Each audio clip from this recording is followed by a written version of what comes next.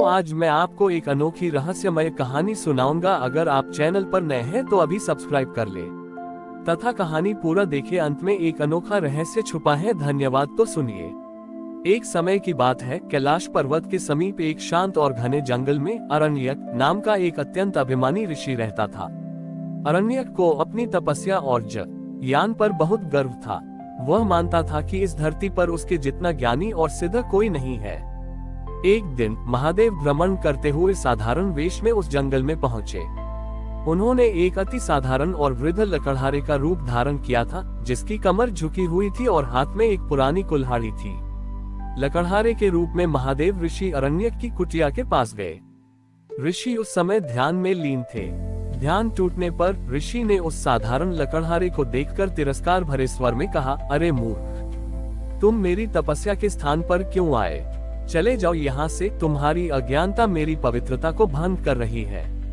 महादेव, जो लकड़हारे के रूप में थे, मुस्कुराए और नम्रता से बोले, हे तपस्वी, मैं तो केवल इस जंगल में सूखी लकड़ी ढूंढ रहा हूँ। मेरी कुल्हाड़ी पुरानी है और मैं वृद्ध हूँ। क्या आप अपनी शक्ति से मुझे कुछ सूखी टहनियाँ काटने में सहायता कर सकते हैं? ये सुनकर ऋषि अरण्यक का अहंकार और बढ़ गया।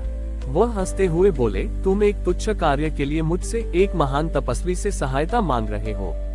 मेरी शक्तियां ब्रह्मांड के बड़े कार्यों के लिए हैं, न कि तुम्हारी रसोई के चूल्हे के लिए। तब महादेव ने शांत स्वर में कहा, हे ऋषि, यदि आपकी शक्ति इतनी महान है तो क्या आप मुझे बता सकते हैं कि इस जंगल में सबसे बड़ा सत्य क्या है, जिसके ज्ञान से अहंकार नष्ट हो जाए? अरण्यक ने झट से कई श्लोक और उपनिषदों के उद्धरण दे दिए, अपनी विद्वता का प्रदर्शन किया, पर महादेव संतुष्ट नहीं हुए। उन्होंने कहा, ये सब शब्द हैं, ज्ञान नहीं।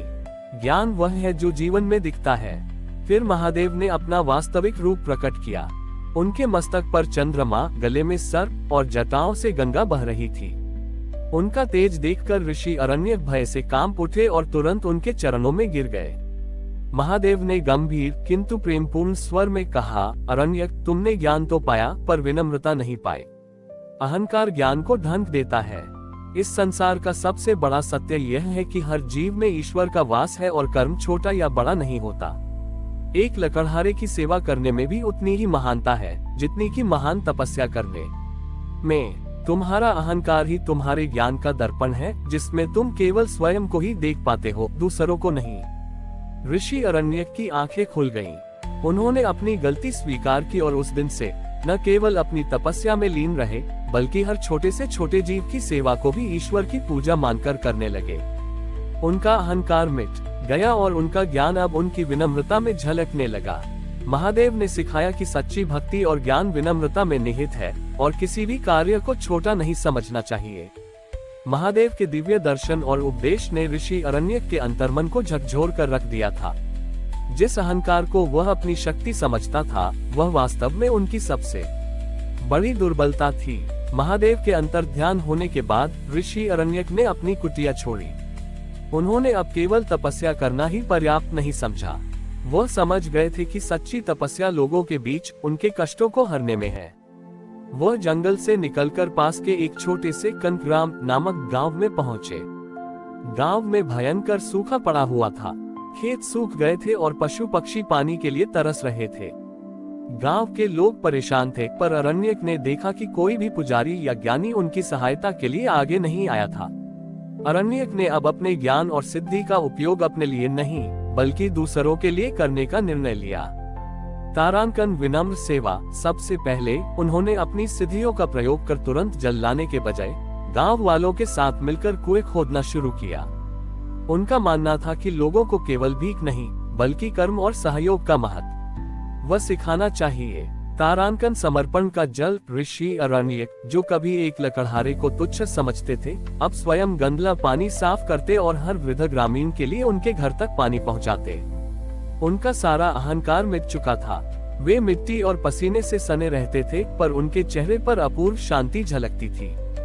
धीरे धीरे अरण्यक की निस्वार्थ सेवा और समर्पण ने महादेव को पुनः प्रसन्न कर दिया।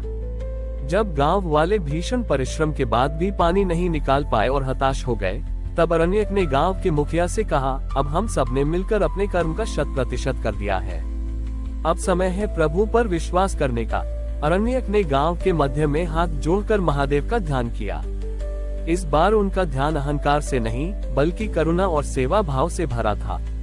उनकी आंखों से अश्रु बह निकले। वह बोले, हे महादेव, मैंने अपने अहंकार के कारण इस संसार के सत्य को नहीं समझा।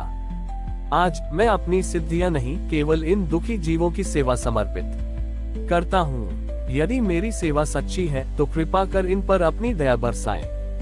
जैसे ही उन्होंने अपना ध्यान तोड़ा, धरती गरजने लगी। आकाश में काले बादल छा गए और कुछ ही पलों में मूसलाधार वर्षा होने लगी। कुएं और ताल भर गए।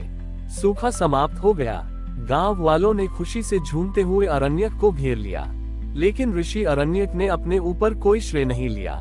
उन्होंने विनम्रता से कहा, ग्रेटर देन, ये वर्षा मेरी सिद्धि से नहीं बल्कि आप सबके कर्म, सहयोग और महादेव की दया से हुई है। मैंने तो केवल अहंकार के दर्पण को तोड़ा है ताकि महादेव की कृपा आप सब तक पहुंच सके। Greater than. इस घटना के बाद ऋषि अरण्यक ज्ञानी ऋषि नहीं बल्कि सेवाभावी संत के रूप में जाने गए। उन्होंने शेष जीवन लोगों की सेवा में समर्पित कर दिया और सिद्ध किया कि सच्ची महानता त्याग और विनम्रता में है, न कि केवल ज्ञान और सिद्धि में। कंदग्राम में आई मूसलाधार वर्षा ने सूखा तो समाप्त कर दिया, लेकिन ऋषि अरण्यक जानते थे कि केवल पानी आ जाने से समस्या हमेशा के लिए हल नहीं होगी। गांव वालों को आत्मनिर्भर बनाना आवश्यक था ताकि भविष्य में वे किसी भी संकट का सामना स्वयं कर सकें। बारिश रुकने के बाद ऋषि अरण्यक ने अपनी बची हुई सिद्धियों और ज्ञान का उपयोग इस प्रकार किया। अरण्यक ने गांव के युवाओं को केवल धर्म ज्ञान नहीं बल्कि कृषि विज्ञान और जल संरक्षण के प्राचीन तरीके सिखाए। उन्होंने अपनी सिद्धियों से मिट्टी की गुणवत्ता जांची और बताया कि कौन सी फसल कब और कैसे उगानी चाहिए ताकि उत्पादन अधिकतम हो। यह उनकी सिद्धियों का सबसे व्यावहारिक उपयोग था। तारांकन ऊर्जा का नवीनीकरण। गांव में बिजली नहीं थी और रात में केवल दीपक जलते थे। अरण्यक ने एक विशिष्ट जड़ी बूटी की खोज की जिसके ज्ञान को उन्होंने अपनी तपस्या से प्राप्त किया था और गांव वालों को सिखाया कि कैसे सूर्य की ऊर्जा को संग्रह छोटी ईता करने के लिए प्राकृतिक बैटरी बनाई जा सकती है। ये प्रयास एक छोटे से प्रकाश स्रोत में बदल गया जिसने रात में शिक्षा और कार्य को संभव बनाया। तारांकन स्वार्थ से मुक्ति। उनकी सबसे बड़ी सिद्धि ये थी कि उन्होंने अपने अहंकार की ऊर्जा को अब प्रेम और करुणा की शक्ति में बदल दिया था। एक बार जब एक पड़ोसी गांव के छोटे ऊंचा डाकू कंदग्राम के अनाज को चुराने आए तो अरण्यक ने अपनी सिद्धियों का प्रयोग उन्हें डराने या मारने में नहीं किया। इसके बजाय उन्होंने डाकुओं के मन में भूख और गरीबी का कारण जानकर उन्हें गांव वालों के साथ मिलकर काम करने और ईमानदारी से आजीविका कमाने का मार्ग दिखाया। उनकी करुणा ने डाकुओं का हृदय परिवर्तन कर दिया। ऋषि अरण्यक अब केवल एक संत नहीं थे, वे कंदग्राम के निर्माता बन गए थे। उन्होंने सिखाया कि सच्चा ज्ञान पुस्तकों में नहीं बल्कि जीवन को बेहतर बनाने और दूसरों को आत्मनिर्भर बनाने में निहित है। कई वर्षों बाद ऋषि अरण्यक जब वृद्ध हो गए और उन्होंने गांव को पूरी तरह से आत्मनिर्भर और खुशहाल देख लिया, तब एक रात वह उसी जंगल में लौट आए जहां महादेव ने उन्हें दर्शन दिए थे।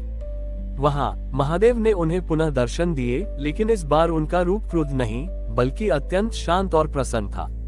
महादेव ने उन्हें गले लगाया और कहा, मेरे प्रिय अरण्यक, तुमने कर्मयोग का सबसे बड़ा पाठ पूरा किया।